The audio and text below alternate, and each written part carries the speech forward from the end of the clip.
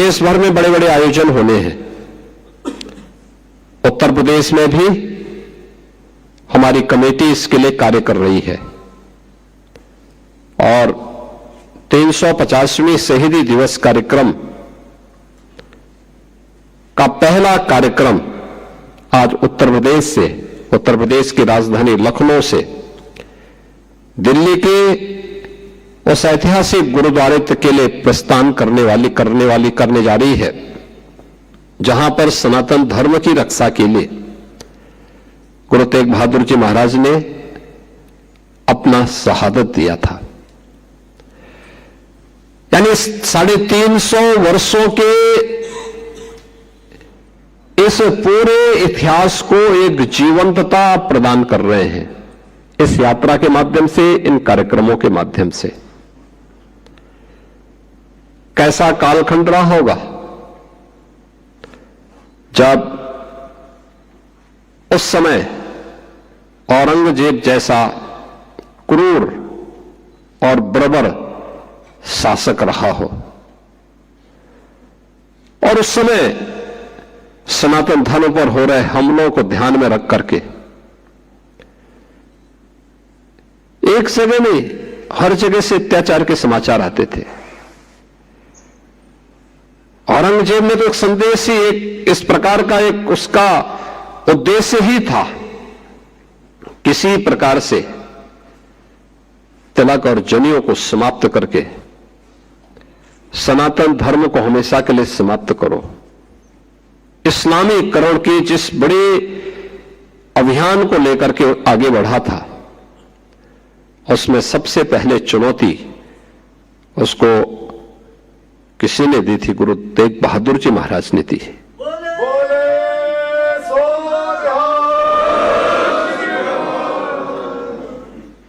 आप याद करिए कि गुरु तेग बहादुर जी महाराज ने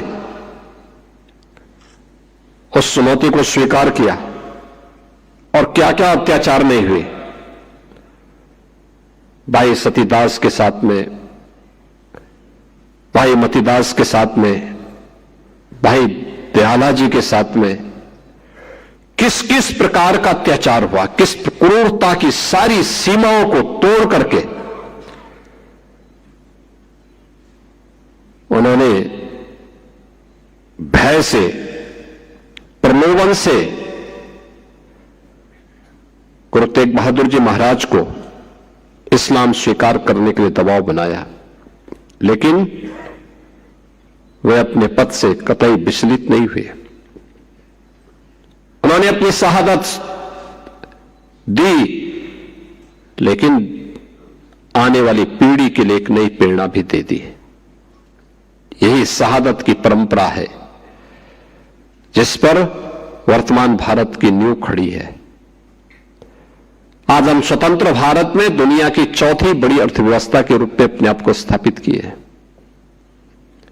प्रधानमंत्री मोदी जी के नेतृत्व में भारत दुनिया की चौथी बड़ी अर्थव्यवस्था बनी है। पूरे देश और पूरी दुनिया के अंदर एक नया उत्साह है। इसकी नींव में इस शहादत है, वह बलिदान है जो 4 साहबजादे देश और धर्म की रक्षा करने के लिए अपने आप को बलिदान करने में संकोच नहीं करते।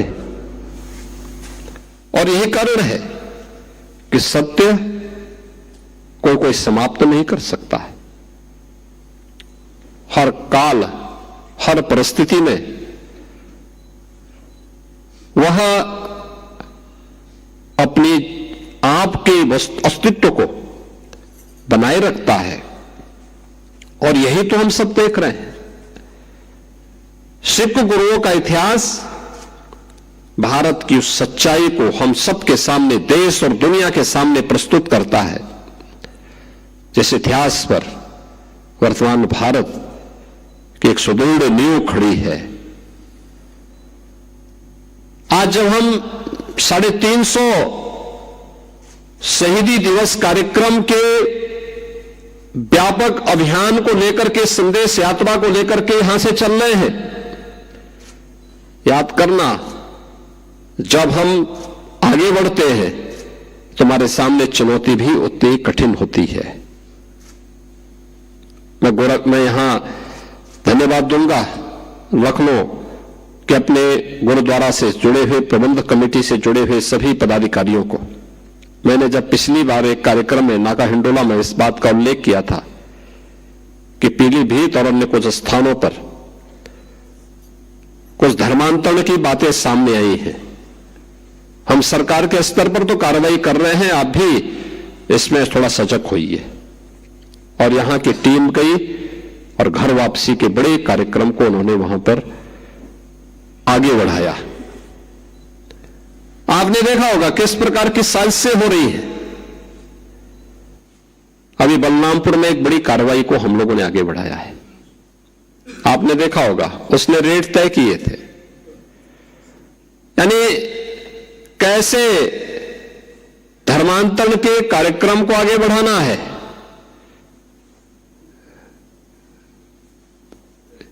हिंदुओं में, ब्राह्मण में, क्षत्रिय में, सिखों में, अन्य ओबीसी जातियों में, अनुसूचित जाति जनजाति के लोगों को कैसे धर्मांतरित करना, सबके रेट उसने तय किए हुए थे। विदेशों से उसमें धनराशि आ रही थी। आप सोचिए 100 करोड़ से अधिक का ट्रांजैक्शन अब तक उसके 40 खातों में प्राप्त हुआ है और लगातार उस अभियान को आगे बढ़ाने का कार्य कर रहा था। एक लोग किस रूप में देश का स्वरूप बिगाड़ने का काम कर रहे हैं। परिस्थितियां बदली हैं, उद्देश्य उनका वही है जो उस समय था। हां, काम का तरीका उन्होंने बदला है। और यह आयोजन हम सबको इस बात के लिए प्रेरणा दे रहा है कि जिस उद्देश्य से सिख गुरुओं ने अपना त्याग और बलिदान दिया था, सिख वीरों ने अपना बलिदान दिया था, अपनी शहादत दी थी, आज वर्तमान पीढ़ी को उस शहादत की परंपरा को फिर से वर्तमान परिप्रेक्ष्य में जीवंत बनाए रखने के लिए एक नई रणनीति के तहत कार्य करने की आवश्यकता है। याद करना, हिंदू और सिखों के बीच में फूट डालने के प्रयास तो तमाम लोग करेंगे, लेकिन जो हमारे स्वयं के बीच में हम सबको तोड़ने की, कमजोर करने की साजिशें हो रही हैं, इससे कौन बचाएगा। और हमें इसके प्रति सतर्क होना पड़ेगा। हम सब आभारी हैं उत्तर प्रदेश के अपने सभी सिख नेतृत्व का, और मैं तो धन्यवाद दूंगा गुरुद्वारा प्रबंध कमेटी के अपने सभी पदाधिकारियों का भी।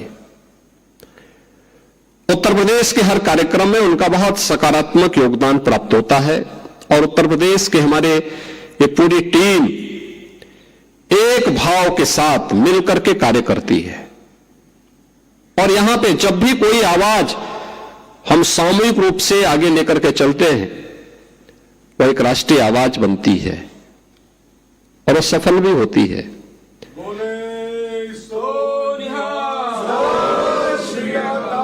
मुझे याद है गुरु नानक देव जी महाराज की 550वें प्रकाश पर्व के अवसर पर यहां पर कीर्तन का कार्यक्रम आगे बढ़ा। इसके उपरांत तो अनेक ऐसे कार्यक्रम हुए। बाल दिवस का कार्यक्रम हम लोगों ने जब कोविड कालखंड में प्रारंभ किया तो वीर बाल दिवस का आयोजन 26-27 दिसंबर के अवसर पर करते हुए यहां पर आवाज उठी थी कि राष्ट्रीय स्तर पर हो। और हम आभारी हैं प्रधानमंत्री मोदी जी के, उन्होंने 26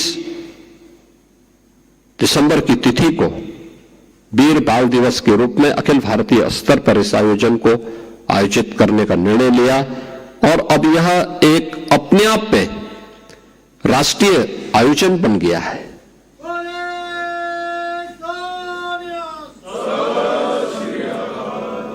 इतिहास को ऐसे ही जीवंत बनाया जाता है। उस सत्य को आने वाली वर्तमान पीढ़ी के सामने और आने वाली पीढ़ी के सामने इसी प्रकार के आयोजन के माध्यम से रखा जाता है और यह उसी परंपरा का हिस्सा है। आज के इस अवसर पर यह संदेश यात्रा एक शुरुआत है, यह अंत नहीं है। यह 350वें शहीदी दिवस कार्यक्रम की एक शुरुआत है और यह शुरुआत इस बात को बताती है कि 350वें शहीदी दिवस का कार्यक्रम उतना ही प्रभावी होना चाहिए, क्योंकि इससे संबंधित 2 मीटिंग मेरे साथ में हो चुकी है। आगे आने वाले समय में इसकी पूरी रणनीति के साथ, बड़े कार्यक्रम के साथ अच्छे कार्यक्रम होने चाहिए। गुरु तेग बहादुर जी महाराज से जुड़े हुए जो भी स्थल उत्तर प्रदेश में, वहां पर कैसे कैसे कार्यक्रम होने हैं, इसकी पूरी रणनीति अभी से तैयार होकर के अगर हम आगे कार्य करेंगे तो यह कोटि कोटि नागरिकों के लिए, भारतीयों के लिए एक नई प्रेरणा का केंद्र होगा। मैं इस शहीदी संदेश यात्रा को आज शुभारंभ करते हुए मुझे अत्यंत प्रसन्नता की अनुभूति हो रही है।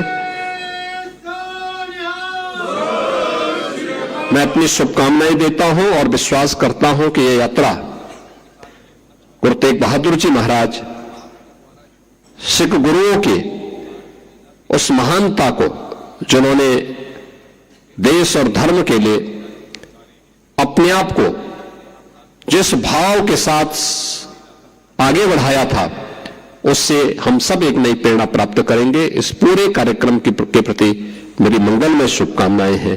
बोले सो निहाल, बोले सो निहाल। सत श्री अकाल।